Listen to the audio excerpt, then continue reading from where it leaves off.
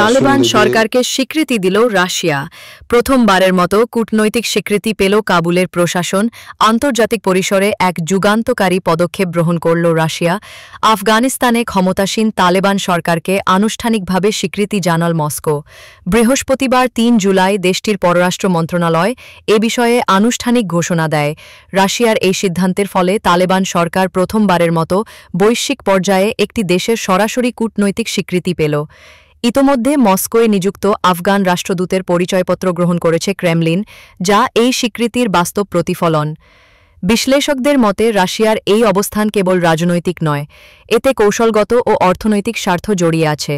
অঞ্চলভিত্তিক প্রভাব ধরে রাখা এবং মধ্য এশিয়ার নিরাপত্তা পরিস্থিতি বিবেচনায় মস্কো এই সিদ্ধান্ত নিয়েছে বলে ধারণা করা হচ্ছে। গত এপ্রিল মাসেই রুশ সুপ্রিম কোর্ট তালেবানকে সন্ত্রাসী গোষ্ঠী তালিকা থেকে বাদ দেয়, যা ছিল এই স্বীকৃতির প্রাথমিক ইঙ্গিত। নুসরাত জাহান, সময় এখন।